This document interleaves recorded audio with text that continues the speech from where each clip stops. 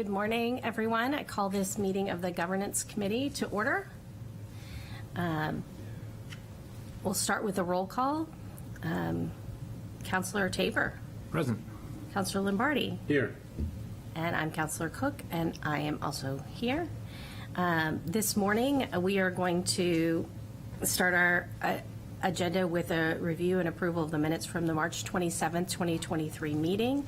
In order to do so, I'm going to first share my screen so I can share those for everyone at home. So you'll see there's first our agenda, and see if I can, right after the agenda, you'll see the minutes. Were there any questions or comments on the minutes? No. Can I get a motion to approve the minutes? So moved. Is there a second? Second. Seeing no comments, all in favor? Aye. Aye. The minutes from the March 27th, 2023 meeting are approved. We will have minutes from our last meeting and hopefully this meeting and our next meeting of the Governance Committee. We're starting our discussion today under old business on election disclosures, Administrative Ordinance 1902 and City Charter Section 3.8. I will share that also for everyone at home. We are starting with 1902, which actually is here, Election Candidate Financial Disclosures. We discussed this at our last meeting of the Governance Committee, and at that meeting, we had no changes to this section, 1902. We shared that with everyone at home as well via Zoom, and we had public comment on section 1902. So today, we brought this language forward for final consideration. With that said, I will take any comments from the committee if there are any comments on section 1902.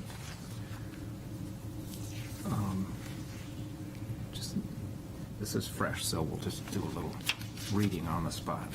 Okay. And if everyone will remember, the changes that were made were changes around contributions, making sure that all contributions are declared, and under section F, yes, it was an additional reference to a referral to the Office of the New Hampshire Attorney General, specifically because there are no penalties in our ethics ordinance for those who are not elected officials or not members of the city staff, so or members of committees. We were thinking very specifically about political action committees and making sure that they're disclosing appropriately.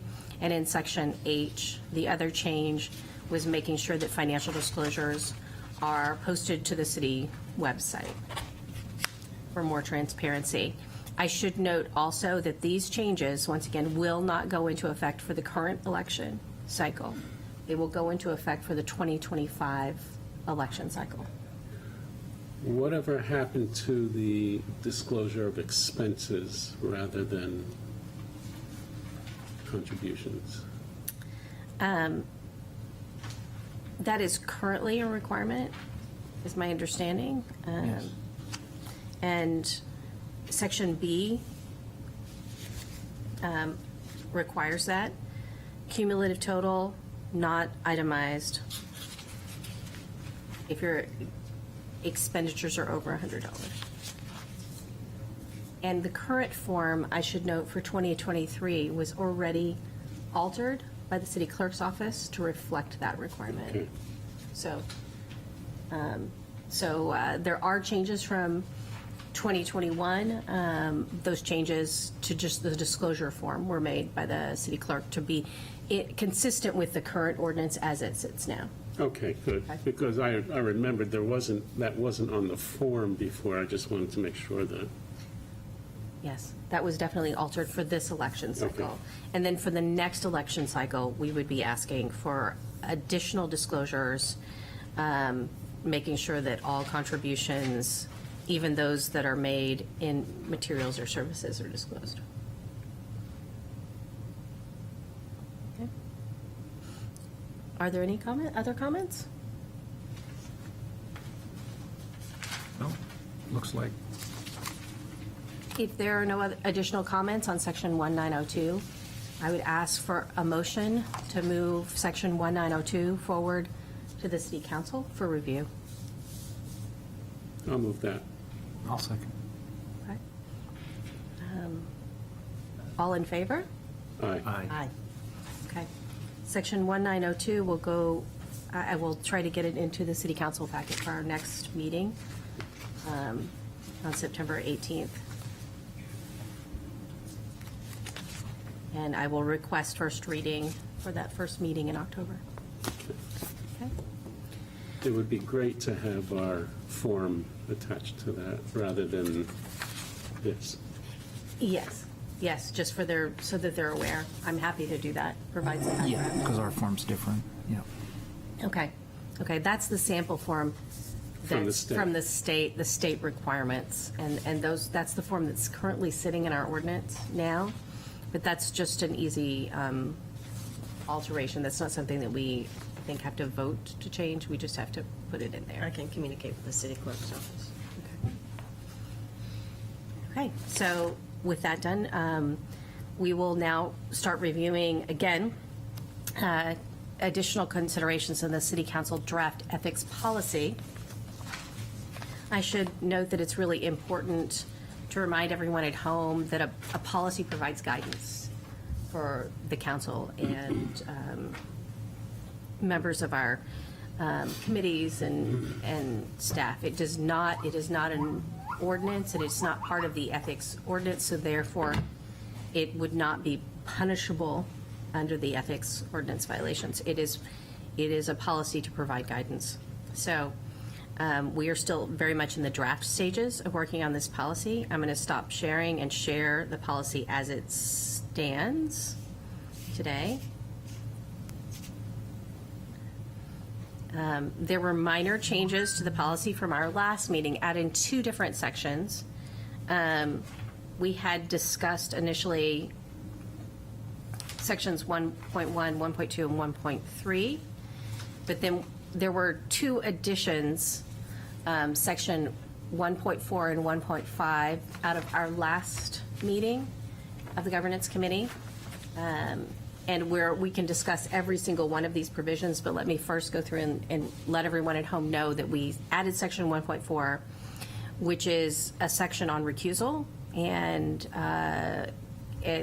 getting advice from the legal department around recusal and sharing that opinion at the council level before a question is voted. And then section 1.5 is around non-meetings. This language is very preliminary. So we'll still have to go back and review that language as well, and legal will have to review it. Yeah, 1.4 came out of our discussion of if there were the appearance of conflict, Right. should we leave it to members of the body to raise that and have the body decide, whether it's the council or the police commission or the fire commission? And then Bob and I got together and we decided that the real intent is to get clarity about whether it's an apparent conflict or a real conflict, and get that opinion and have that opinion ready and make it, share that opinion with the council and public before any action's taken. Okay. So that seemed to be the neatest solution to it. And that can be debated. You know, we're not taking away the governing body's right to debate that at all. Right. It's just providing additional guidance here on course of action. Right. If a counselor, and I think what's inherent here as well is that this is if a counselor doesn't want to just automatically recuse on an issue. Because Right. you always just have, you don't have to confer with the legal department to recuse at any moment in time. It's more when you have a question or a concern you think you should be voting on something, but you don't, you're concerned that, there's an appearance of conflict of interest, and you want to make sure that it is truly ethical to vote on that issue. That's when you would go to legal and go forward with legal. Right, and I think by putting it in a policy, we make it clear that it's, say, the city councilor's obligation, if he knows that's on the agenda, to seek the opinion and come prepared to have that opinion shared. Which enables the the governing body to not waste more time on it if it's a very clear-cut case. I think there's also, though, a fine line, too, there. It's not the council's job to police the other counselors.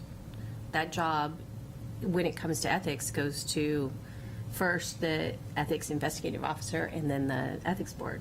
So there are challenges there as well, because we don't police one another. And the governing body could be wrong. Correct.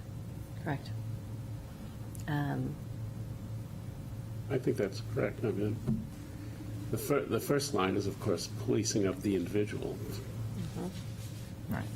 Because my only thought with 1.4, I like it because it's nice to know when these issues come up beforehand.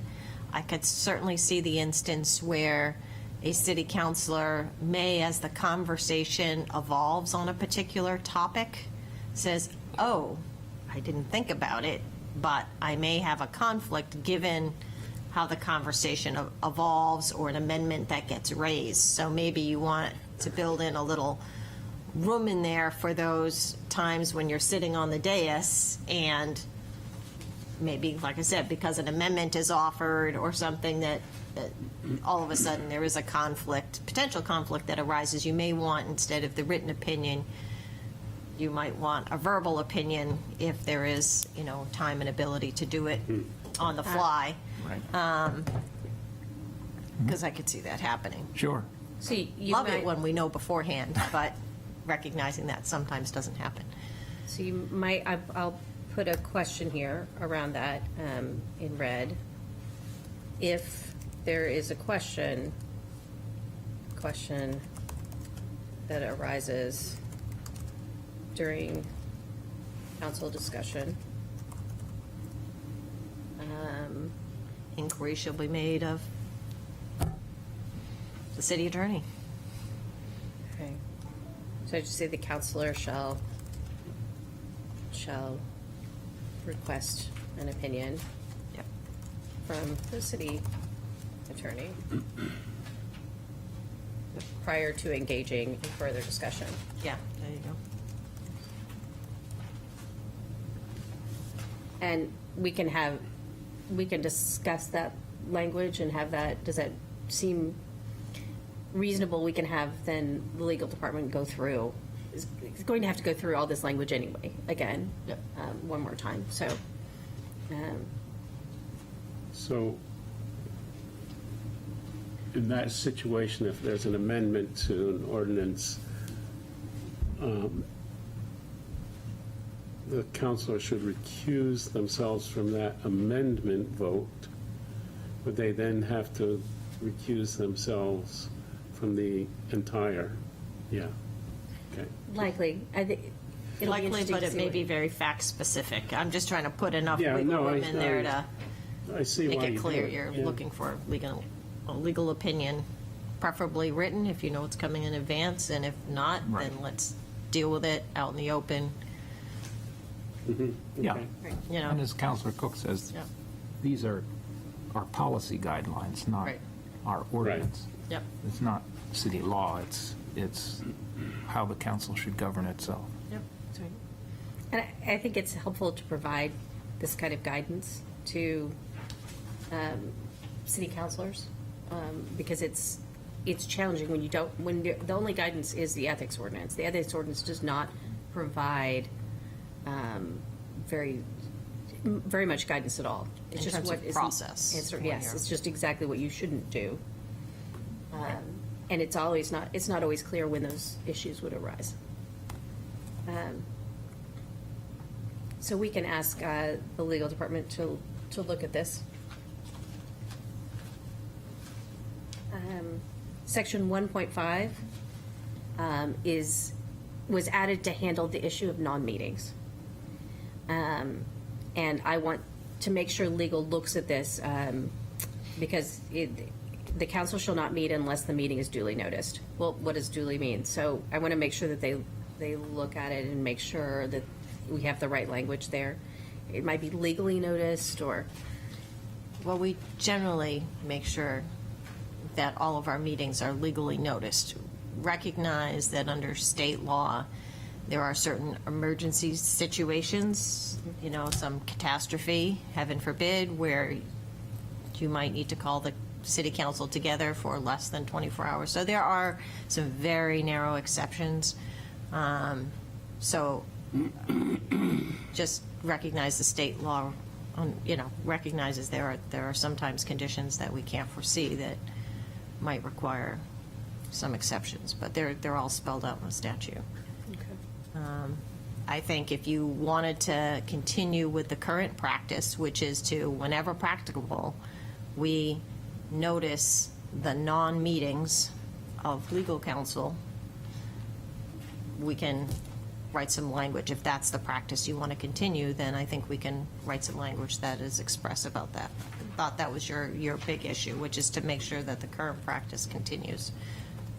I think the goal here was to make sure that we don't have meetings that are not noticed properly, have non-meetings of the council, am I right?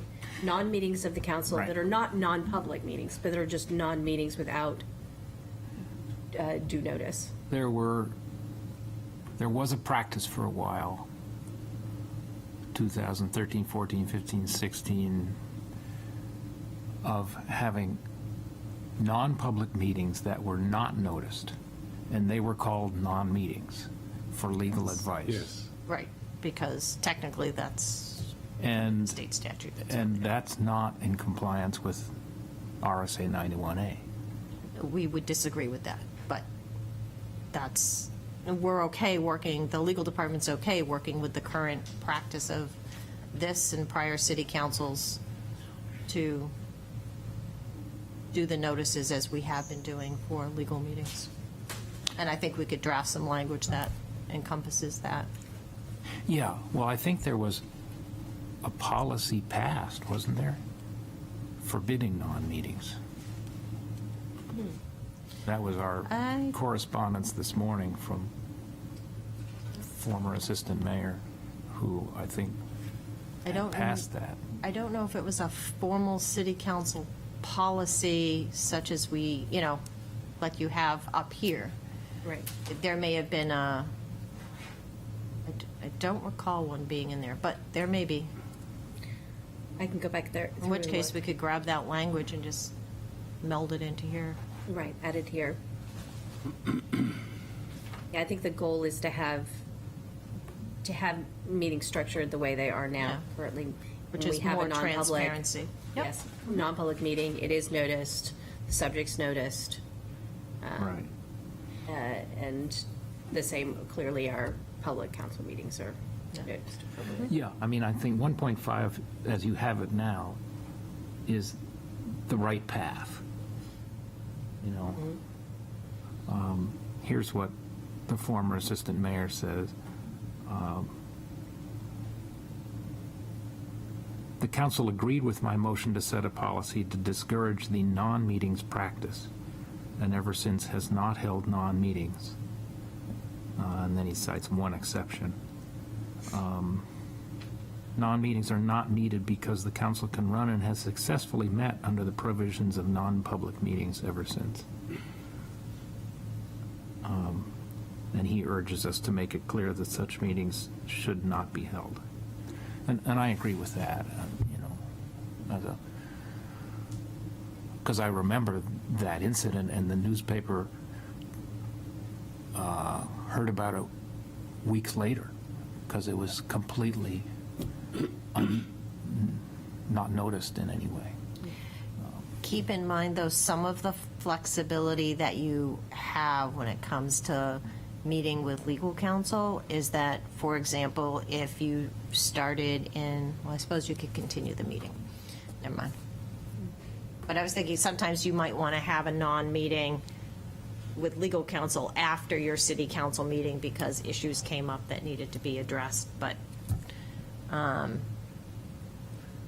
so that's sometimes the flexibility that the law gives you, you might not want to entirely give away if you had a time constraint.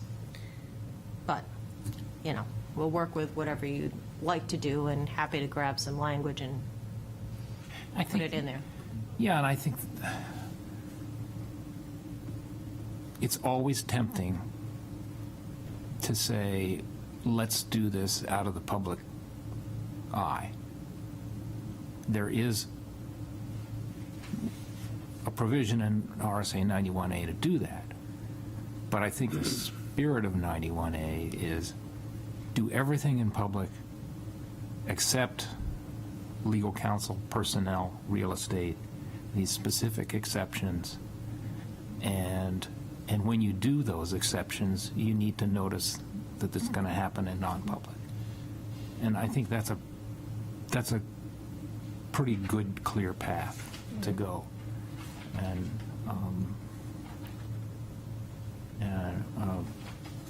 And you know, there was a lot of discussions in the past about non-meetings, and they voted to discourage them, and I would agree with that. I guess I wonder, I mean, is it needed? Are non-meetings really needed? Or can we just, could we, well, if you go to non-public, that has to be noticed, is what you're saying. Whereas a non-meeting doesn't have to be noticed. Correct. I mean, I appreciate if you're trying to buy a piece of real estate and there's a sudden counteroffer and the council has to deliberate on that within 24 hours. But, you know, I think you can tell the seller, we're a political body, we have to notice this, and it's going to take 24 hours. Or how long? I'll to write what notice? you want. So, you know, if you want to grab some if you want me to have legal, you know, put some language in here that you can look at for the next meeting, the next iteration of this. I think that we're all going in the direction of not having non-meetings. And if we expected there to be an additional need to confer with legal counsel in the course of a public meeting, when we started the meeting with legal counsel in non-public, then instead of closing the meeting and sealing the minutes, at the beginning, we could suspend the non-public meeting. And if we need to go back, we can go back to it. And then at the end of public meeting, we can close the non-public and seal the minutes. So there is some flexibility there. I think the bigger challenge is when in the middle of a meeting, when you didn't anticipate needing to come back to a non-public. But I think that you can always have a motion to reconsider and reopen the non-public session. Well, and it's a policy. Yeah. So you could always, if there were some exceptional circumstances that justified it in your own minds as policymakers, then that's always your right under the law. So You could vote we to can, suspend the the policy. policy Suspend is. the rules and Yep. Yeah. do it. Yeah, so you can make the policy be as, I just don't like the idea of non-meeting. It just doesn't Yeah. sit well with me. And, you know, as somebody who spent years in the Fourth Estate, the idea that a public body's doing something, meeting, deliberating with no notice, and the press and the public could never know, you know, that's troubling. Just the term of non-meeting is almost an oxymoron, you know, it's, Right. I can see why. I mean, it is a serious concern. There are many municipalities in, I'm not saying Portsmouth does this, but there are many that I've witnessed in New Hampshire that have a common practice of having non-meetings. And I think that is challenging for the public, because if a council regularly meets or a select board regularly meets in a non-meeting and then comes forward and does not have discussion in public, it becomes very, very difficult for the public to understand how decisions were being made. And so, and that's the whole intent of Yeah. 91A. It's to have public discussion, not having discussion in private unless you're conferring with legal counsel or you're making decisions on employment contracts or real estate. I mean, there's very specific things that are outlined as reasonable to do in non-public setting for a clear reason. So I think I appreciate Councilor Tabor's unique view on this. It is very helpful. Well, and I think all of us in the city went through the Weber case, where information had to be pried out. And there were many efforts to have it settled. And I was of the view that settling it would not be in the public interest, and the public should know. And, you know, others may have disagreed then, and they still disagree, but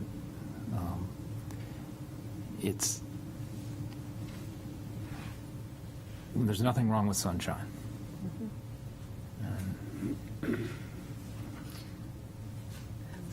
So legal should Yes. take a look at that along with the other language with that intention and get you something.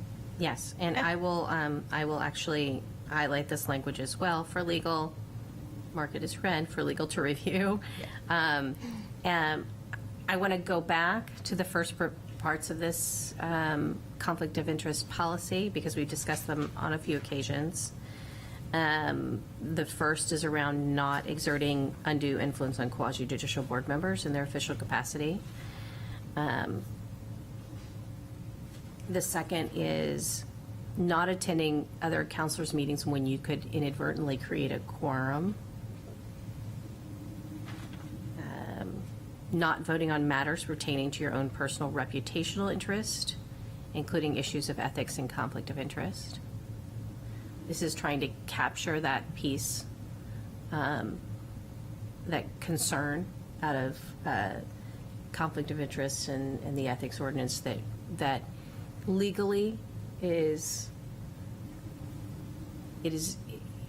not defensible from a legal standpoint to prosecute somebody for reputational interest, but it is not ethical. So we want to capture that there. And then the two provisions that we've just discussed. Is there anything else that we're missing that we want to add and ask legal to look at? I guess one of the things that came up in public comment was the duly noticed and what that means specifically as the, newspaper and online world changes. Yeah. It's sometimes hard to get a meeting noticed in the newspaper. And I know we've talked about having other avenues as that. I don't know that everyone was happy with what we said at that point. I'm trying to remember the meeting specifically. So, I have a question around this too. What is the state law around newspaper notice, specifically print publication notice? And the reason I ask this is there are a lot of cities and towns that don't have a daily Local news. newspaper. Right. So it depends on Including what kind us, of yeah. notice you're discussing. So for our city council meetings, for notice of a meeting, it's just 2 public places, and your city website can be one of those public places. Now, we obviously generally try and get our meeting notices out in a variety of formats. It's in the e-newsletter that people can sign up for. It's on our website. We do physical notices, usually here at City Hall as well as the library. Other than our hearing notices, the hearing notices we do, depends on what type of hearing it is, we do publish because that's in our charter. Now, Land Use Board has its own set, and I don't want to, let's not confuse, those kind of live in their own place.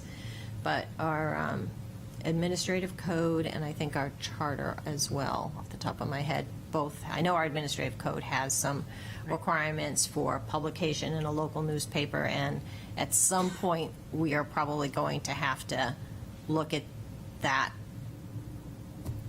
sort of differently and evaluate what options might be out there. Because we find that certainly we still, under our ordinance, have to publish, our bids.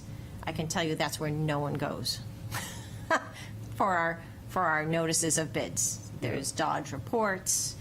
People have, feeds on our website, so they get notices. So they are not looking at an online newspaper by and large. And often we are just sending out to, we think, prospective bidders who we know of might have an interest, because that's the only way they're going to know about our RFP or our bid, is because we push out a notice to potential vendors to try and get as much interest as we can in our bids and solicitations. So,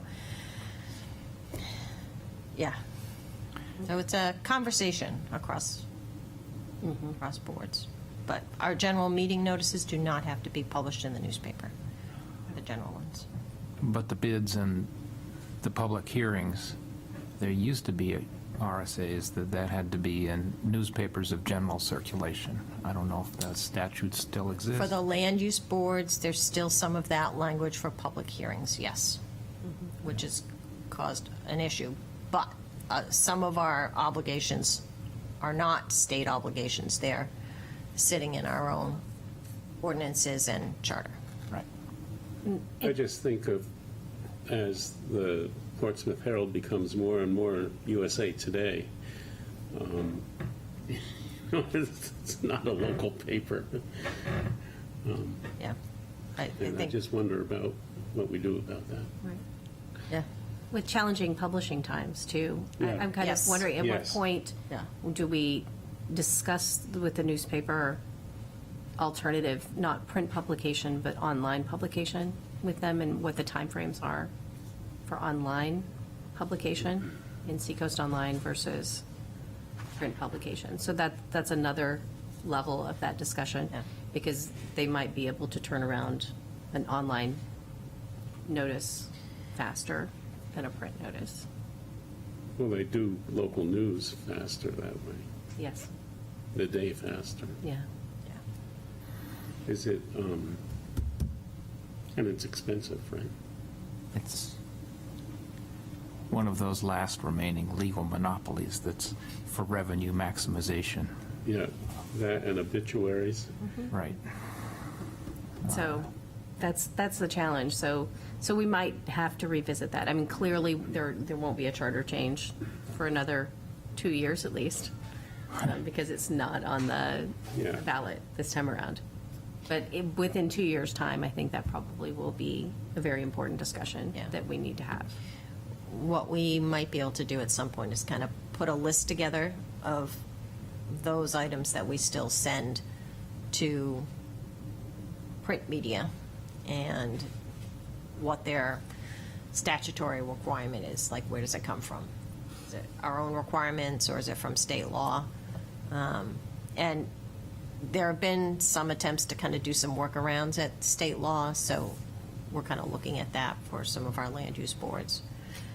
I think that would be an incredibly helpful chart to have, just in general. And just even for the public's information, that these are the requirements for notice.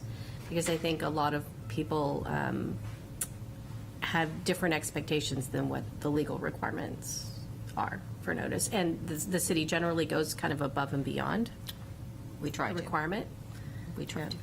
Yeah, so that might be helpful for, I think, everyone to have. Yeah. But you do want the public to know, Yes. Yeah. Yeah. and as, Oh, yeah. Exactly. and as the, you know, as the newspaper ceases to be a dominant medium and the whole media space is atomized, how do you make the public aware? How do they know? I mean, that's the obligation the city has, I think. I think there are real questions around, I mean, can you publish notices on the city television station, on our YouTube channel? Can you have notices that come up? Can you, and there's some other, I guess, Radio alternative station, options there as well. Yeah, we use the social media venue. Channel 22 gets a little trickier, but just because we don't kind of monitor that in quite the same way. That's why we're kind of looking at, with our, what you're before you in terms of the ordinance update for how we distribute information on snow bans, in part because we want to find the most effective methods, but consistent, because you don't want one medium to say it starts at 7 o'clock and another medium to, because of a, inputting typo or something, says, 9 o'clock. So trying to find those methods of communication and make them as consistent and easy to push out, but we are looking at multiple mediums always because of the recognition of the change in how people get their information. And trying to give people means to sign up for, here's the means that I would like to get my information. Is it the email that comes every week, or is it a push notification? So trying to be more responsive to people's differing ways of taking in important information relative to the municipality. And I think that's where we all have to keep working and seeing what tools are out there. So. And it's worth asking the newspaper, it's worth checking the size of their audience, because it probably is more durable than we all think. If they're printing 3,000 papers in Portsmouth, 2 readers per paper, that's 6,000, and that may still be hard to beat with a grab bag of other media. So, I think that's part of the homework. Yes, definitely.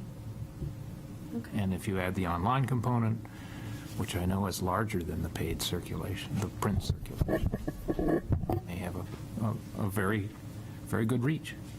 But I'm obviously biased. I think it depends what people are looking for. I think if they're looking for the headlines or, the local sports team, I'm not sure that for purposes of public notices, that's where they're looking for their information. I think Right. they know where to find it on the city website, or they know to look for it in the emails that come out every Monday. I think for meeting notices, maybe that becomes a flash vote. How do you get your information on meeting notices? To try and get some feedback, but my guess is meeting notices are they're picking up their sources elsewhere, other than going to that section of the newspaper that is for meeting notices, Yes. because it doesn't pop. Yeah. Yeah. It'd be a great flash vote question. Yeah. So It's reasonable. Okay. The last thing I wanted to raise here that is not included, but has been raised a few times with this committee by a few different individuals, is the possibility of having a whistleblower policy for the city, specifically around, I think it's been raised around conflict of interest because of concerns arising in the past around conflict of interest and having counselors before act as whistleblowers. Should we be considering separately a whistleblower policy? And if we do, should we reference it here? You know, a common reference like for concerns around whistleblowers, see the whistleblower policy, or Who do you want it to govern? This is your city council policy for how you want your city councilors and elected officials to behave. exactly. That's So- the same, city councilors and elected officials. Okay, just Yes. the So, employees, we have a whole set, and I would have to come back to you with all the policies we have already internally. Okay. right. I would assume that our Human Resources Department has pretty thorough documentation around whistleblower policies for staff. I don't know. It's worth asking. I can report back to you, because we have policies for reporting, you know, when you think there's, you know, some theft or fraud in the, but I'll put them, yeah. May not be for the next meeting, given that we have other things, but I can, for employees, I'll get you some feedback on that. I would think the reason that this would arise under conflict of interest, and this question would arise here, is that when the council is meeting in non-public, if counselors choose to discuss something that was not noticed or that was not on the agenda in that private session, making sure that someone feels like that they have the authority to raise that publicly if there's a question of what has been discussed by counselors. Yes. You know, I About think, disclosing, getting in trouble for disclosing something in non-public. Do you see what I'm saying? If something is not noticed specifically, I or think if that's when it's arisen in the past. it is noticed, but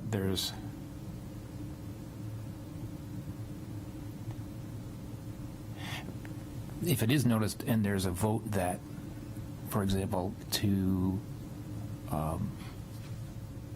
break a contract that the city is in, or if there's a decision to fire somebody without ever hearing from that person.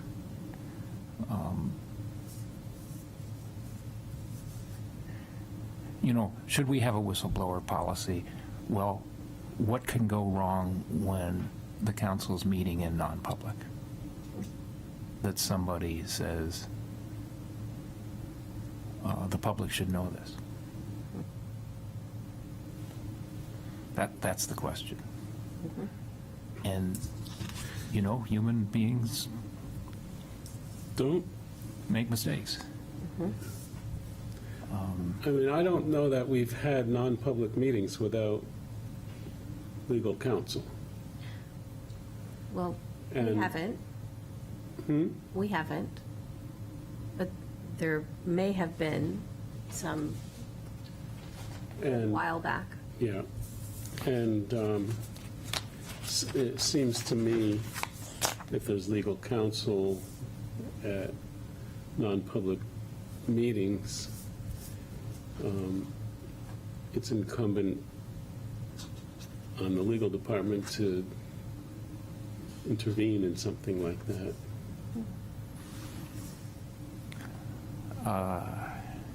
Right. But that legal advice can be disregarded. The question is, do you expose it to the light of day?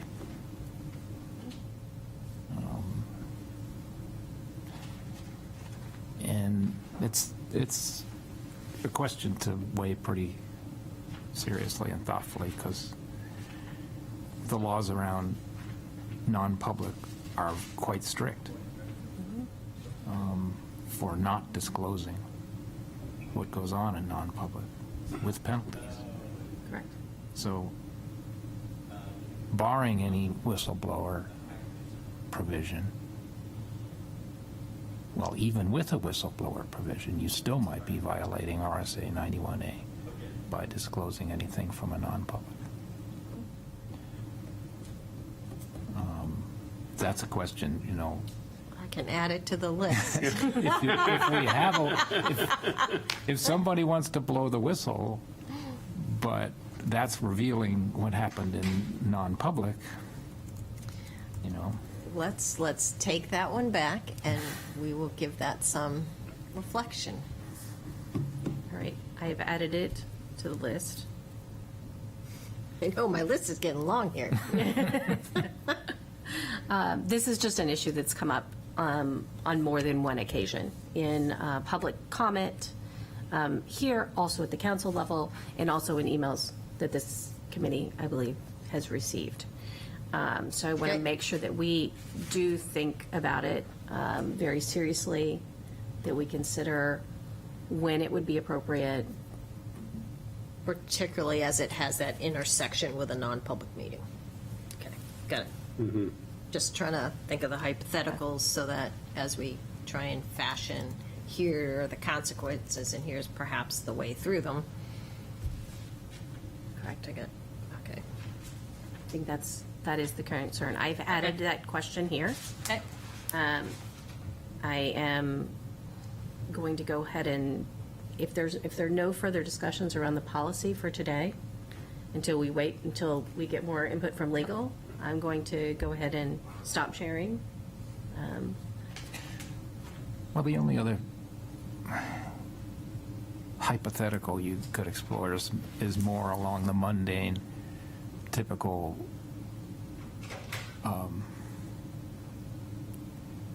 abuse of city resources, corruption type of thing, you know. Streets getting paved and somebody gets their driveway paved along with it, or somebody gets some special service. But that's more, you need a whistleblower policy for employees, I would think. Well, and there's also a remedy in the ethics ordinance for things like that, in filing an ethics complaint. You know, the thing that I was thinking of around whistleblower policy is if you don't feel like you want to file an ethics complaint against someone, but say someone is against the charter provision that city councils are to interact with the city manager directly, not city staff. Right. Someone is working through, on the council, is working through a city staff member to get around the city manager, and going directly to staff. That's a charter violation. And you could file an ethics complaint, but there is no financial benefit around this. So having a whistleblower file a whistleblower complaint would make maybe more sense there. Yeah, maybe. And I just want to point out, too, that none of that has ever happened in the city of Portsmouth. That's the kind of thing that has happened in other communities. And I guess way back 50, 60 years ago, there was a city manager that there was some ethical issues, but nothing in our city. But that's, the purpose of this is to keep it that way. So. And to make sure that the public knows these things don't happen here. Yeah. Yeah. And we have policies that prevent that. So, that makes sense? Okay. I'm going to stop sharing that for everyone at home. And I'll bring back up, actually, I want to make sure that the next item on our agenda is the sidewalk policy. And I want to make sure that I have it here for everyone to see. I emailed it to you, Kate. Yes. So I'm going to open it up here on my computer, and then I'm going to share it.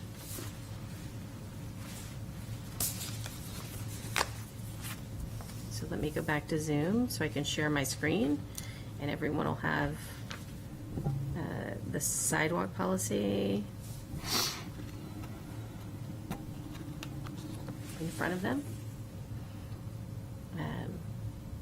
This is the draft policy.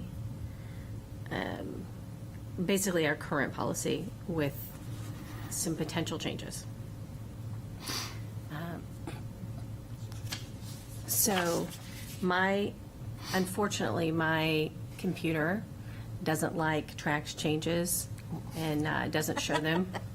So I'm going to have to go through this line by line and tell everyone at home what this looks like. You can, have a PDF of this. I do not, unfortunately. Laptop with me. But that's okay. We will, the first two whereas sections are left the same. The third section is crossed out, and this is the new language in front of you. And it used to say, a request for a variance from the sidewalk policy regarding standard materials and typical sidewalk and driveway details, Exhibit B, will be made to the Director of Public Works. The new language proposed is, it is not desirable to have a patchwork of brick and concrete sidewalks. Rather, an entire block shall be treated uniformly. So, and this is coming out of our discussions here around individual houses having to request to keep brick sidewalks and pay to keep their brick sidewalks. And so then you only have one house with a brick sidewalk in a block. And then the next section was also removed, which was, whereas there may be additional costs for variances from this policy that will be paid by the benefiting parties. So that was also removed. I think there were some concerns here around fairness, and those who could pay got to keep sidewalks, and those who could not did not. So there's some definite concerns around what is fair. And the additional language then is now, therefore, this was here before, Section A, whenever sidewalks, and then the language added is within the historic district are constructed. That was moved up. That language was moved up from Section 1. They will be brick, except for the following streets. And you'll see those listed. Those do not change. And there's additional language in Section 2 here. Where practicable, the accepted streets above shall have brick border. Practical means consistent with American Disability Act requirements, rights of way availability, and other limitations. So that's the additional added language here. So the goal then would be, let's make sure that we have a brick apron on these streets. These streets are within the historic district. So at a minimum, brick apron if they're not brick sidewalks. But there will be areas where that is not practical, just so everyone knows, because the sidewalk is too narrow. Yep. And I think that's an important reminder that we have to have accessibility first as a priority. And then in Section B, sidewalk material for sidewalks located outside the historic district, which have been historically been brick, will be replaced as described in paragraph A2. And you'll see A2, where practical, the accepted street shall have a brick border. So the goal is there. If you've traditionally had brick sidewalks, you won't lose your brick completely. That was my attempt at a middle road for you guys to Yeah. discuss. Yeah. Yeah. Yeah, whatever you decide you want. And then you'd end up with a brick apron at a minimum, Like Islington Street. like Islington Street. So that was goal because you're not in the historic district. But many houses don't want to give up their brick, which is completely, if you move into a house and you have a brick sidewalk, and you Yeah, it's- sometimes expect that not to change. Right.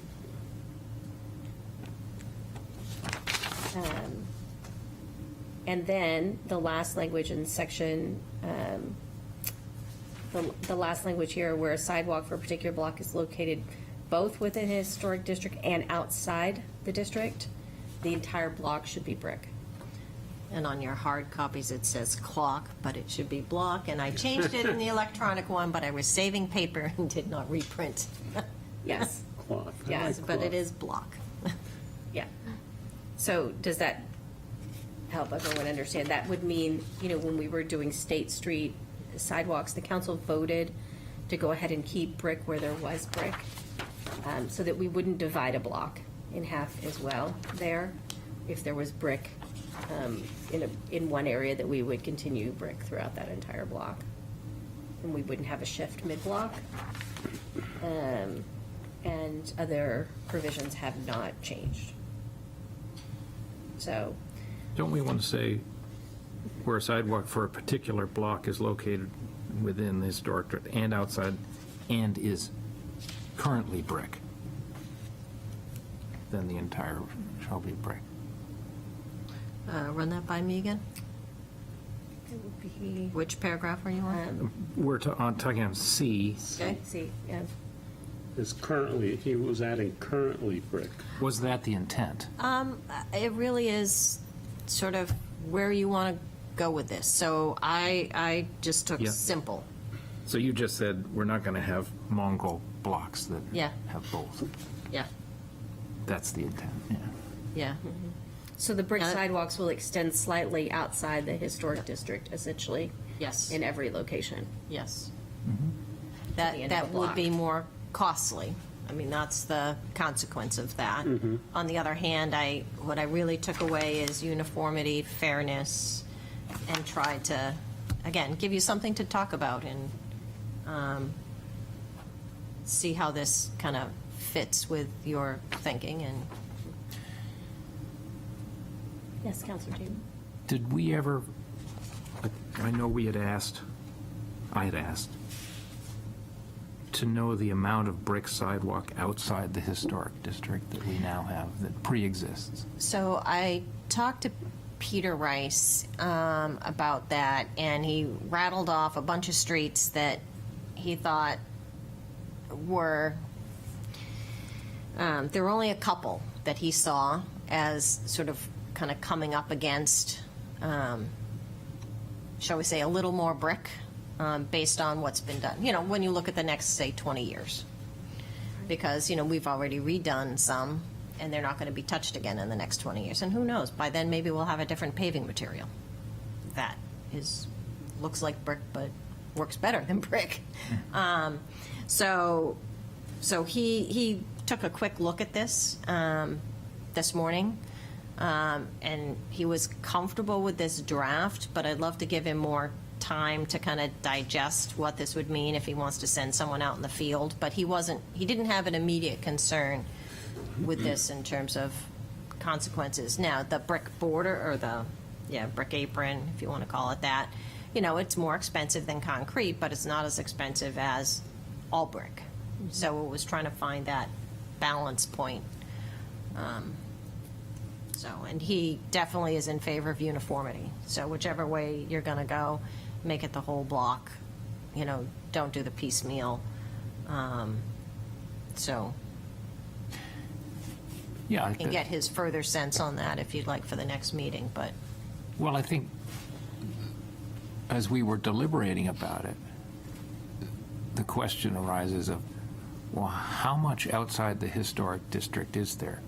Are we talking about, 3 city blocks, 4 city blocks, 10 city blocks? And what's the delta in cost? And it may be relatively cheap to just grandfather all the brick. That's where I was coming from. yeah, it was hard to pin him down because it means someone going out and walking each of the streets, which actually takes more time than Tom Watson did that, every street of the city. Did you know that? he's welcome to do this with the list. Do you want to send him out? I'm happy to send him out.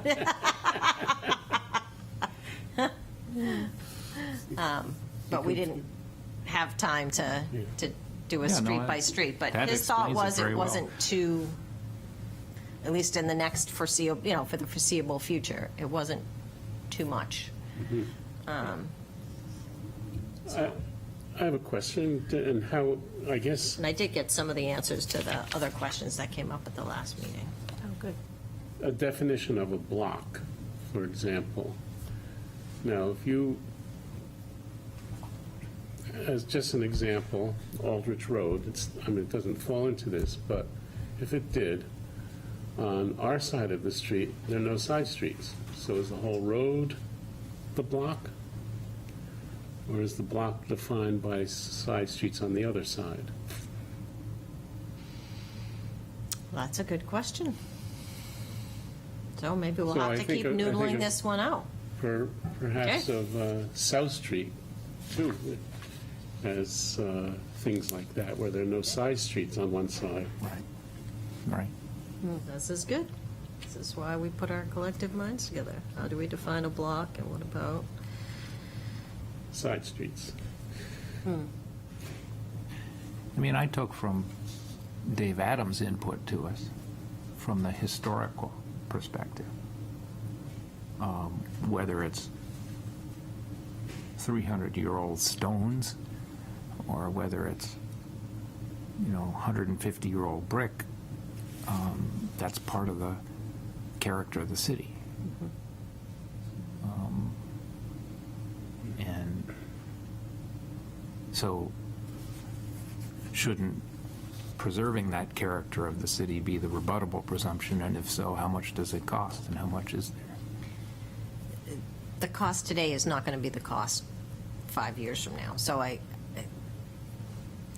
think that's why it's been a little challenging to kind of do this in the, what is this really going to cost if we change this? Now,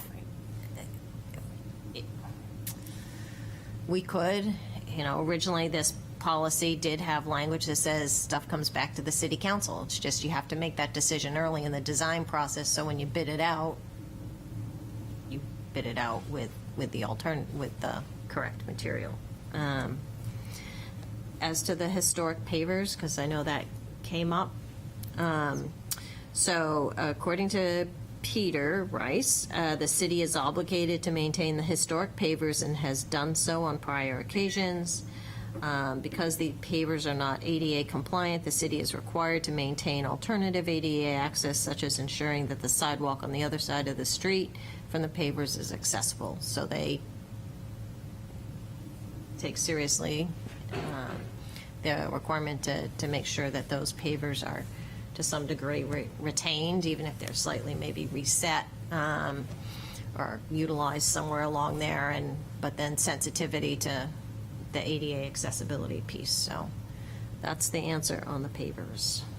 Okay. Good. So,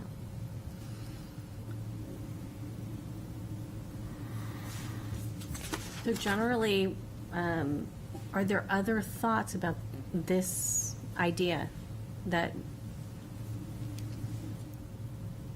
we'd go to a hybrid in areas where there had been brick outside the historic district?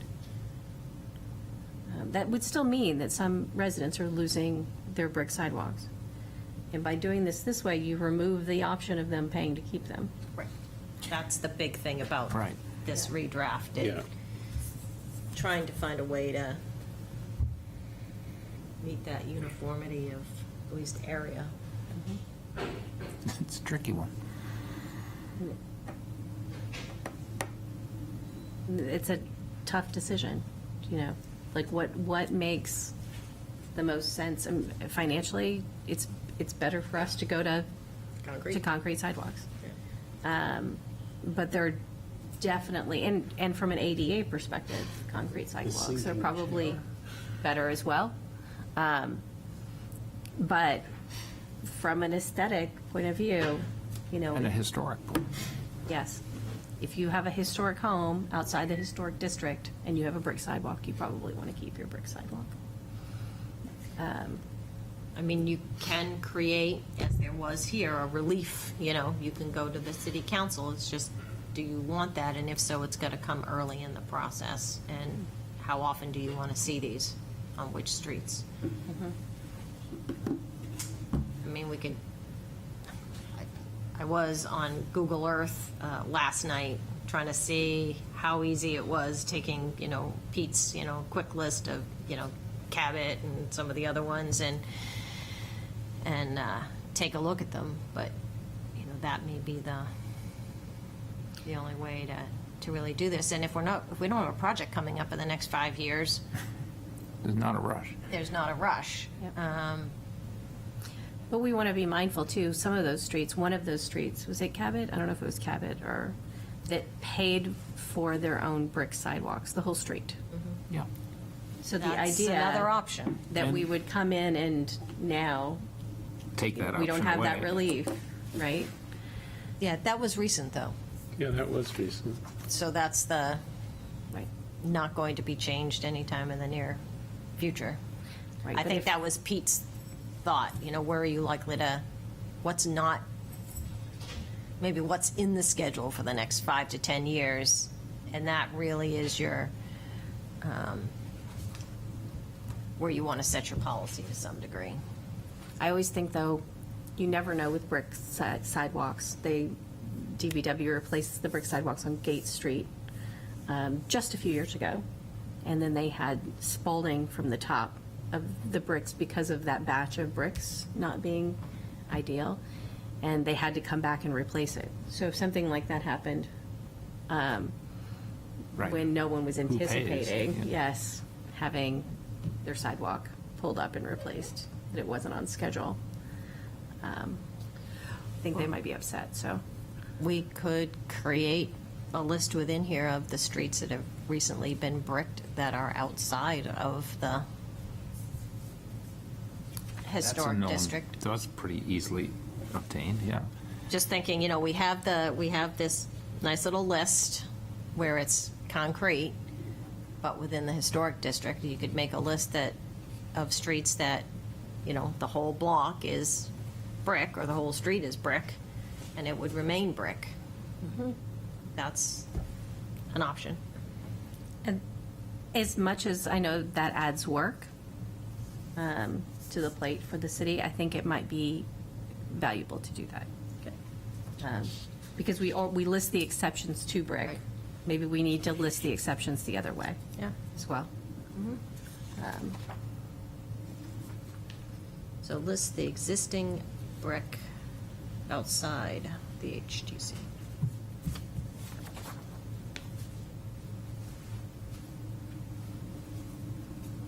And then that resolves that problem Yeah. as well. Yeah. Yeah. Okay, And it gives us scope. exactly. Okay. All right. Do we have any other questions on this today? I mean, clearly this is going to keep coming back. More We're not there yet. Yeah, oh, yeah. It's a start. No. It is, it's a good start. Yep. So, Yeah. So everyone's comfortable with that? I'm going to go back to our agenda for today.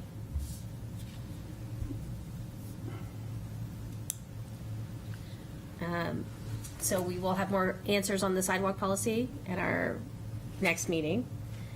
The next thing to discuss on our agenda is more conflict of interest. The reason it's listed here is that this is the first time we've had a robust discussion around it. Administrative Ordinance 1901, which is municipal officials' disclosures. This is the section that provides, in some ways, the teeth to the disclosure requirements that we've been working on through the ethics policy and even that we've been talking about in our conflict of interest policy, the ethics ordinance. So I'm going to share that right now with those at home. This is section 1901, municipal official disclosures. And I want us to go through this generally section by section and see where everyone stands on each section and where we have questions or concerns.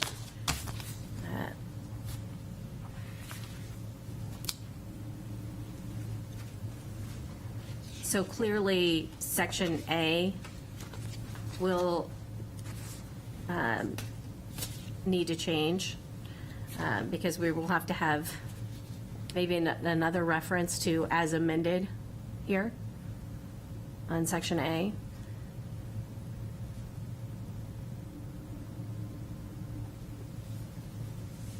Or change the as amended date at least.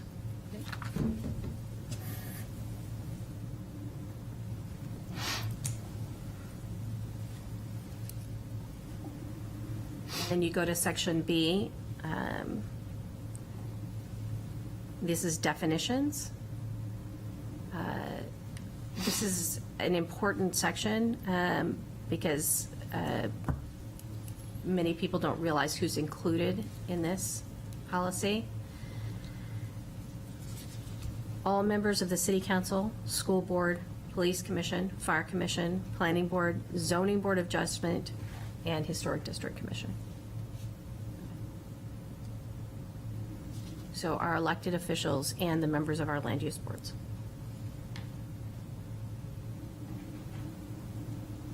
Income. Gain of recurrent benefit, usually measured in money.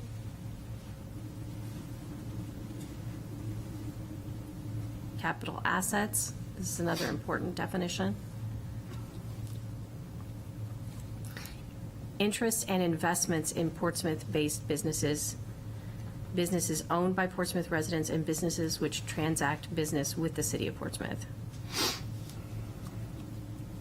All real estate holdings and interests in real estate located in the City of Portsmouth.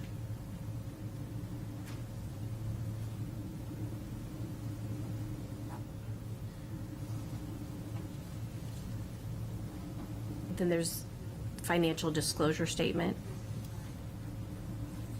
Written statement given under oath. And this is where I think we're going to start having a lot of questions. You list your primary source of annual income and capital assets. You don't have to disclose anything under $10,000. And you don't have to disclose the valuation of your capital asset. That's the current standard.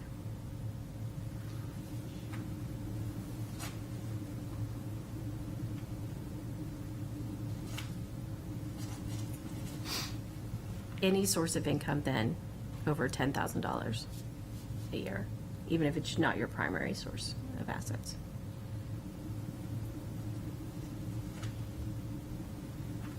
So the reason that I'm saying that this is where we're going to have a lot of questions is we've had questions around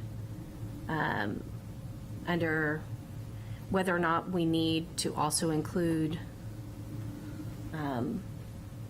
business relationships. So maybe you don't hold assets, but you're we need to make sure this captures employer information.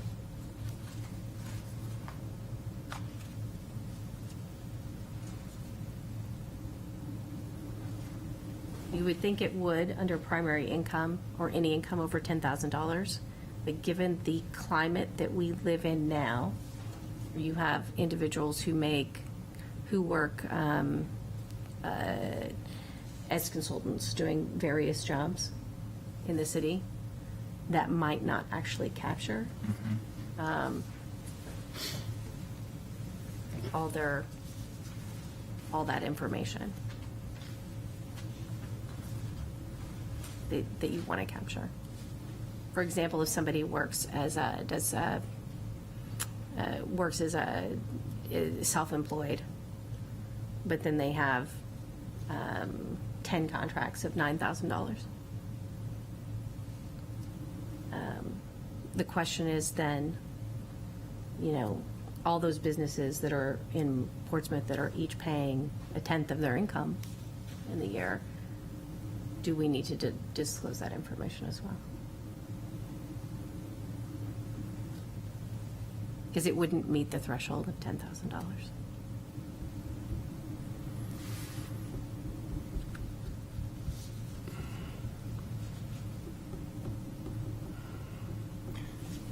We have a lot more people that don't work salaried positions nowadays, so that's Yeah, why I have right. this question. There's been such a shift in the way people work. What about business partnerships that don't, where you don't hold assets? You mean providing a partnership to sell services? Right. Yeah. Or where you're not co-owning assets necessarily. So- You just have a contract to work with another as well. How do we capture that? So are you, I'm just trying to make sure I'm focused on the right point. Are you thinking like, for example, someone who's an engineer and works with an engineering firm, and that engineering firm may do business with the city of Portsmouth? Is that what you're looking for?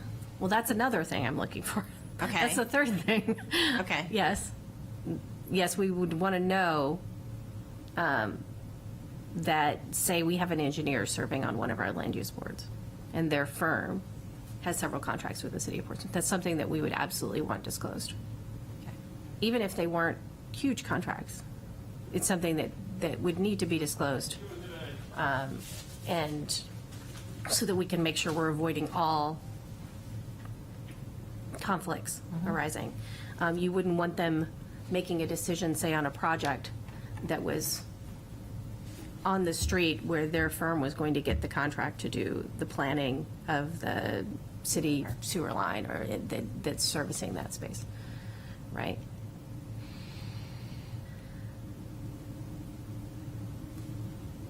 So how do you capture relationships, business relationships that can create conflicts that are not necessarily financial in nature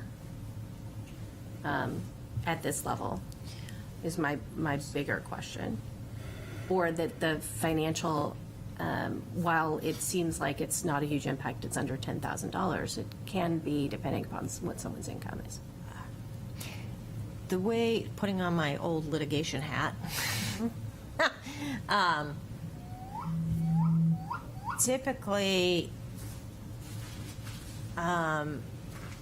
one would ask, in a commercial dispute involving a particular entity or like head CEO type of person, you might be asking interrogatories that are looking at all of their business interests. And so those written questions get at just, what board membership, LLC, partnership, you're not allowing them to at all self-select. List every legal obligation that you have to an entity. You don't set any numbers because then, people may construe that differently. You're just getting a list. I am a partner in X. I sit on the board of Y. And you just get a list. And that's it. And then if you need to go further into any inquiry, then you do. But it's not, you're not trying to figure out an amount. You're just getting a straight list. Any board you sit on, any, relationship you have in any partnership, and you're just asking a big suite of questions. And if what you're after is to really understand from a person's perspective what finger they might have in what pie, I think the easiest thing to do is just forget the money amount. I think you just ask, what are your legal relationships, in a whole bunch of entities. And it includes ownership. That would be my inclination, is that the financial figures are less relevant than all the information about relationships that we don't have a disclosure requirement for. But we have people on the council that regularly recuse because they're on a board of directors for a nonprofit. And so you want to capture that here. And so you know all of those in advance so that they're publicly available, so that the public can make sure Right. that people are recusing when appropriate. Yeah, and heretofore, the guidance has been, well, there's no pecuniary interest, so you're fine. This would be a higher standard. But I tend to agree with the higher standard, because if you're on a board, you have a fiduciary duty to advance the interests of that organization. And that could conflict with your role as a counselor. You know, we have a counselor who is on the Strawberry Bank board. You're on the Y board. I'm on the Prescott Park Arts Festival board, which does business with the city.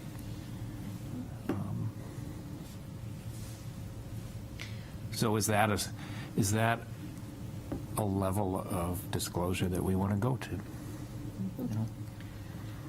Would it be helpful for the next meeting if I try and bring back some kind of sample? I'll root around and see what I can find of what a kind of broad disclosure of interest looks like. Yeah. I think that would be very helpful. Decide if it's too broad or, you know. Okay. Because currently the form that we complete every year, and we complete it once a year in June, just asks your primary income, which is what is asked here, and if you have any assets in the city of Portsmouth. So the challenge there is that you're really not capturing people's conflicts necessarily in the city. You're just capturing income and assets. And that really is such a small piece, I think, of conflicts.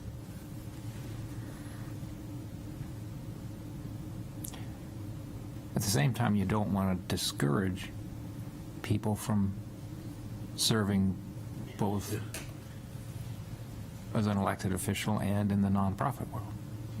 I think it's healthy to have. And you're probably going to always have people who have that level of community involvement. I can think of many previous counselors. So, you know, you don't want to have people saying to their organizations, "Oh, I have to step down."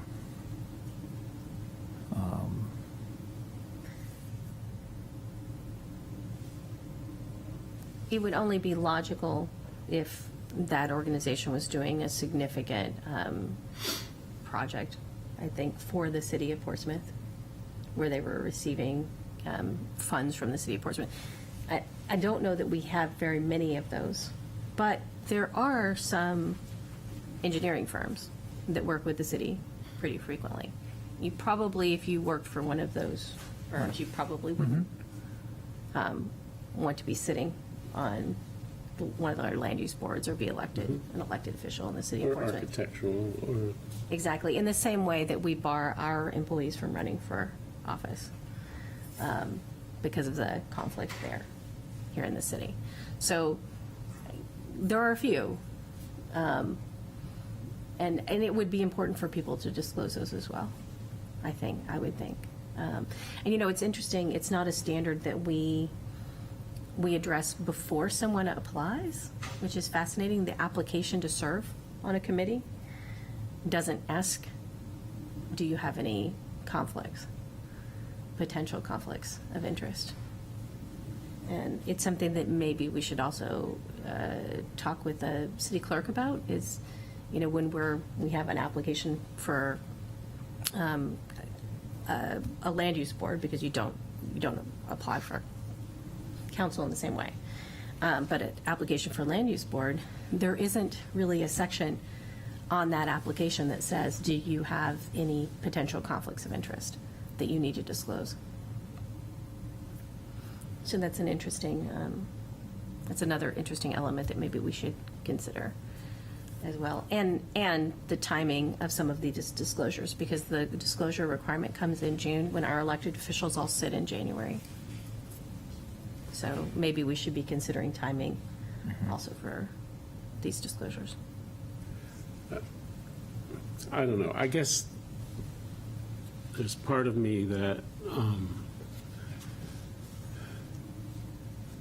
it's getting We can get getting in too to feel deep. like a background check.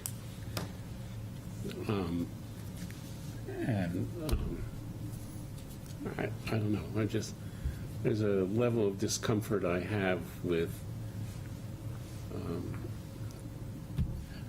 heavy-duty reporting like that.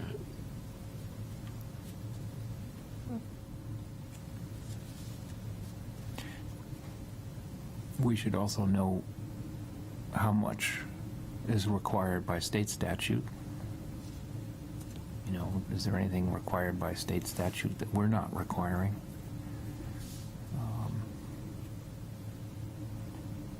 And I'd be curious whether any other New Hampshire municipalities have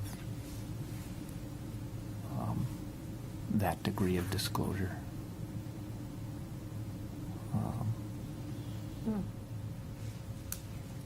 I'm happy to bring back language from other municipalities for our next meeting as well. We can look and see what the Yeah, requirements are. I mean, I've looked at Dover and Concord, which are pretty thorough. And pretty recent, I think. Do you have those handy, or did you just look at them online? I just looked at them online. I printed part of Concord. Yeah. I have it in a file at home, but And I'm happy to track some of that down. I know Manchester also has requirements that I'm happy to look at as well. So we can start looking at what other municipalities do. yeah, there Here? may be some best practices we can look at. The other thing that I wanted to raise around is when we get down to section C, the obligation. Again, I think I said I was concerned about June 30th because elected officials take office in January. Maybe we need to be thinking about timing around that. And the form they're based on RSA 15A, that's attached. That's the state form. But the city clerk has a separate form based upon RSA 15A for this purpose. And the rest is around determining violations. And violations of this code are referred to the Code of Ethics. If we change the disclosure requirements and the disclosures are not just financial ones, we probably need to have another reference here around whether or not that makes sense to refer to the Board of Ethics, and whether or not the Board of Ethics could pursue that, I think is another question. And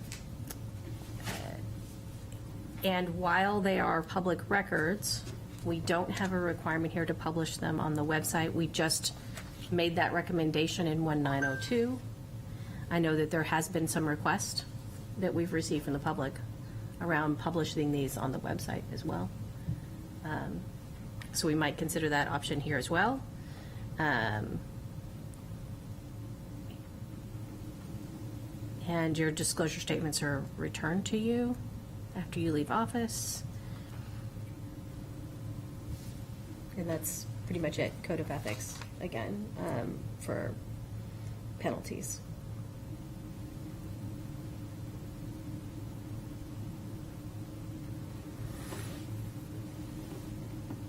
I think most of this hinges on what our decisions are around what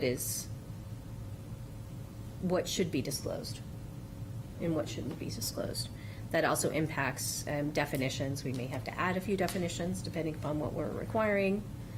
And we may be able to drop a few. It just depends on what our requests are here, what we think is appropriate.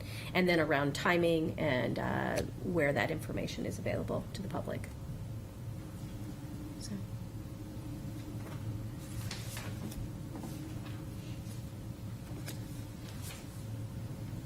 I think it's a good idea to have them on the website. Have what? I'm sorry. Have them on the website. Have them public. Historically, it was always the Herald reporter would go down and dig them out and publish a story with what they all are, and that's probably not, there's probably not time to do that anymore, so. I think it also saves time on the part of our city clerk around information requests. If they're all published and available, then that's less work in producing documentation when there's a request that comes in.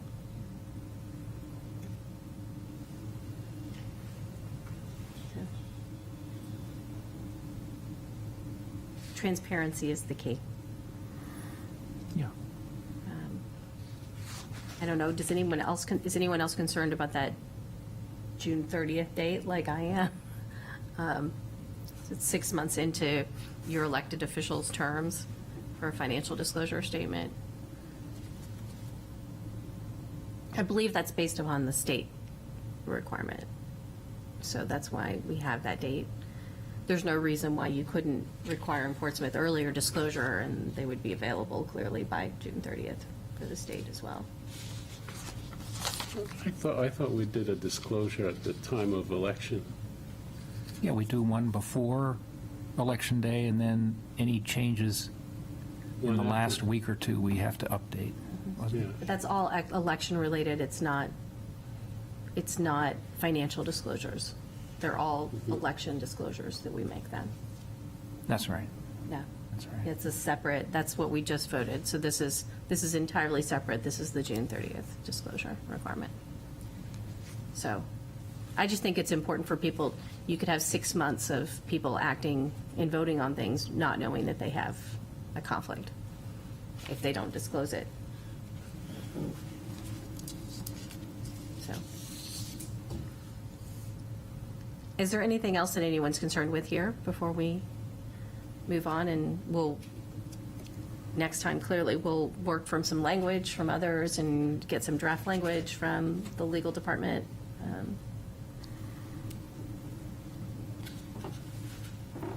I think it's a question to deliberate, do we want all of the non-financial ties and associations?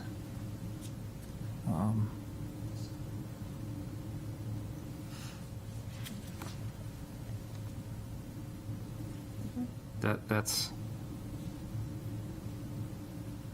my sense is that's a step beyond what most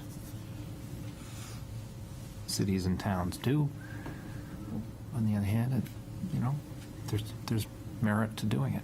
So, For example, here's one. If you have no direct financial interest in, say, the Elks Club, but you're a member at the Elks Club, decisions being made on the perimeter of the Elks Club have an impact on you as a member of the Elks Club. Now, you don't have a financial interest necessarily, you're just a member. Well, I'm a member of Strawberry Bank, I'm a member of Prescott Park, I'm a member of, the Historical Society, it's like, it's, Yeah, the question becomes when do you receiving benefits that are at a level that it create a conflict? Well, keep in mind, you've got city councilors who are generally making policy decisions versus quasi-judicial decisions, which are generally what happens in the land use boards. So if I'm sitting on a land use board and I'm a member of a particular organization and that organization is a direct abutter, I think there is a conversation or consideration that member has to make in terms of that application as to whether, if we're talking jury standard, then that looks pretty close. Now, if you're simply talking, you're going to make a policy decision as to how to treat generally places of assembly under the zoning ordinance as a city council change to the zoning ordinance, then I think that's different. So I think it depends in what capacity you're sitting in, because there is a very distinct difference between being in a policy-making decision versus a quasi-judicial role. Right. Because part of your job as a policymaker is to advocate for particular interests, if you will. And one might be, do we support nonprofit organizations, of which you may be the member of many, by taking X, because you think nonprofits bring X to the community. So you want that voice. Right. But it's different belonging to, say, being a member of Strawberry Bank and being a proprietor at the Athenaeum. A proprietor at the Athenaeum has a share of the Athenaeum versus Strawberry Bank, it's a membership. So that there is a difference there. Being a proprietor at the Athenaeum is more like being a member at the 100 Club, right? Where you buy a share. Or, so you have to think, those are not the same entities. Not the same type of entity. So I guess there are questions around that. Yeah. Yeah. These are all things that we can keep discussing. All right. We I should guess keep I discussing, right? I mean, I think my wife is a proprietor of the Athenaeum, but that doesn't, Yeah, but it's not a conflict for your wife if she's not serving on a land use board. but Or- but family, all those definitions of family and conflict of interest. And, But they applied only to land use boards, to quasi-judicial actions. So I think that that's also critical, and that's why we limited it to quasi-judicial actions, because that's when the standard is different. So that's important. Right, and this is disclosure that we're talking about. Right. Disclosure. And it doesn't mean it automatic recusal. That's where you can ask. Correct. That's why we were putting in the provision in the policy that you could ask the opinion, so that you could come back and you can get an opinion from legal. You can share the opinion as well as to why you don't have a conflict necessarily there. Yes. Yeah. It's difficult to navigate all of these different, I think, policies and making sure that they fit together. That's why I want to make sure that the violations provision here works with the changes in the conflict of interest and ethics that we've recommended to the council, that we'll see if the council adopts. So we will come back to this at our next meeting. Our last item on the agenda is Blue Ribbon conversions. At the moment, the African Burying Ground Stewardship Committee doesn't have a consensus around moving forward with a conversion. And the Sister Cities Blue Ribbon Committee does not meet frequently. I have put in a request to the Citywide Neighborhood Committee to consider whether or not they want an ordinance adopted to reflect their practice. So I will check back in with them and see where we are. And Energy Advisory Committee, I think I can ask the chair if there's any thought. Topic for our next meeting. Okay. So, and that is soon. So we will have more updates there, but we have moved forward. 2 of them have already come to the council. So we are progressing. It may seem slow, but we're progressing. With that, I want to open up to public comment. Is there public comment? Yes, ma'am. Please join us.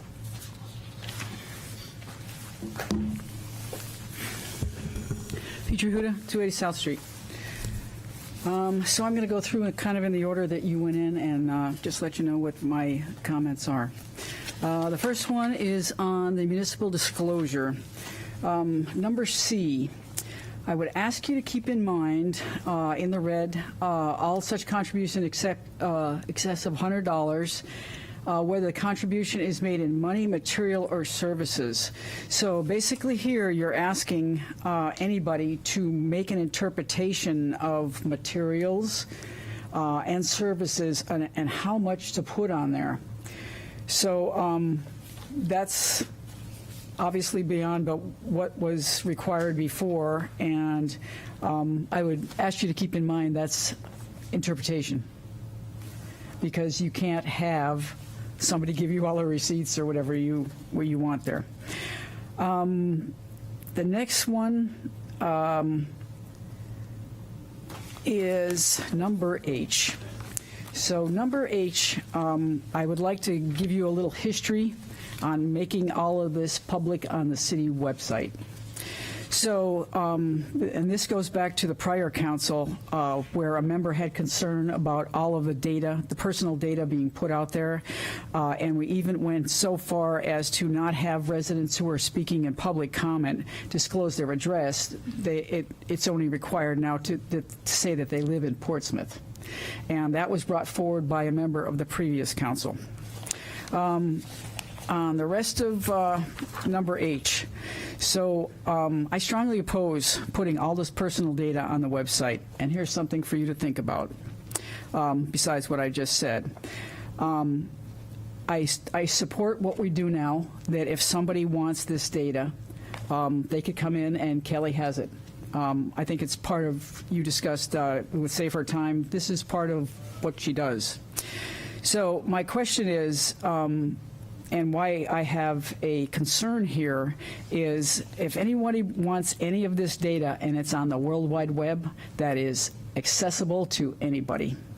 So this is for a local, you're applying for a local body appointment here, not a state, not a federal, and my concern is of identity theft. Some of us have experienced that and do not really encourage more data out there for hackers to access. The next one on the same measure is, I know you're going to just start looking at the state RSA 15. First of all, you noted that there was a form resembling this that the city clerk has, but it wasn't in the packet, and none of you have reviewed that. So I guess my ask is, can we see that? Can the public see that, and everybody else, so you know what your changes will be? The next thing on the whistleblower clause. We did have a whistleblower clause listed in, for example, the audit ordinance. That was removed by legal. And so that's something for you to look at. The logic there was that if there was a problem, that the person who was an employee and who worked for that person could come to the legal department that works for the city manager or whoever and have a whistleblower instance. And I'm speaking specifically in the financial area. I would think it would be the same for everybody else. The suggestion here, if you want to put one in, especially for employees, would be to bypass the city administration and come to the city council. That would be my suggestion, as things could just go away. Next, the new addition of number 1.4 and 1.5. That was not included in the packet, and obviously none of the other two members of the committee did not see it before. So it would be nice if some of this was published prior, if you're going to talk about it. Let's see. On to the 1901. Question, you discussed number A, And my question is here, are you talking about making a charter change here? Because I guess this is a charter amendment. That requires different approvals and a whole different path. The next question on financial disclosure statements. So, in number 1 under here, listing an individual's primary source of annual income. So, that is fine. I don't see any problem with what's in there now. Number 2, listing any investment sources of income, whether or not connected to the city of Portsmouth. From my perspective, this is going a little overboard. This would, if you take this literally, this would involve investments, and everybody has investments in 401ks, and if you know anything about how they manage 401ks, things come in, things go out. There's really no way for the individual in this time period to know what their 401k managers are investing in. So that's a problem there. Especially, the other thing you need to consider is a lot of us are retired, and at one point it's going to be incumbent upon us to take a required distribution from said assets. When you put this in here, does that mean that has to be reported and that has to all be disclosed? And then as you go down and you want to put all of this on for public records on the city website, that's a little too much to ask. And I agree with Councilor Lombardi and Councilor Tabor on that. The other thing is here, when you're putting all of this in writing, I guess you're actually questioning the honesty of our officials to report anything here. So that's a little rub there. I covered that. The other thing I want to just hit on is the discussion on the brick sidewalks. I'm wondering, first of all, I thought Councilor Tabor had a fantastic question. I think maybe you're going through a lot of extra work. If we knew how many brick sidewalks we were talking about, that would help the discussion a lot. And I think the information that came forward from Mr. Rice this morning about how many we could keep going on was great, but Mr. Tabor's question, I think, could have been answered in that too. So the other question, and something to keep in mind here, is are we actually, when we say it's going to cost us more money to put brick sidewalks in versus the other, are we really putting a value on our historic character? Because that's what makes a lot of Portsmouth's historic district historic. And, I agree with Councilor Tabor. This is our historic character, and we spend money on a lot of other stuff. This should be a priority, as far as I'm concerned. Keeping our historic character as much as we can, and also, just like you spoke about the residents on Cabot Street, I still think residents should have the opportunity, especially if they want to pay for it, to do this. And I agree with Councilor Lombardi on keeping everything together, and I guess getting a description of what is a block or what is a street. I think that's going to go much deeper, but I'm not going to address that right now. Anyway, those are my comments, and I hope you take serious the publishing of everything. I know it's a great idea, but as far as having it here and having those interested in Portsmouth seeing all this information, that's fine. But when you put it out on the web, that just blows it out to everything else. Just from a person who had a problem with identity theft. Thank you. Thank you. Is there a public comment online? I'm going to stop sharing so that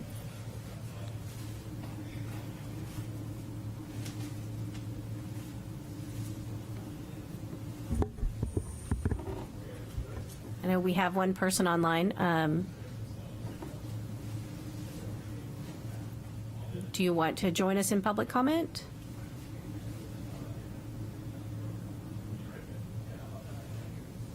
Let's see.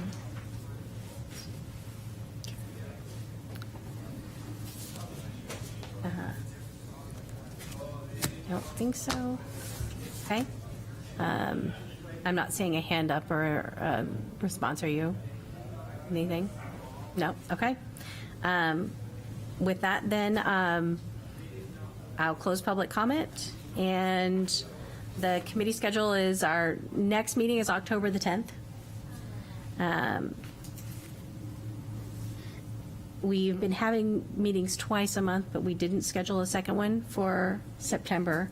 Thank God. The September schedule is difficult. So we will be meeting in October. Are there any other announcements? Can I get a motion to adjourn then? So moved. Second. All in favor? Aye. Aye. All right, we are adjourned.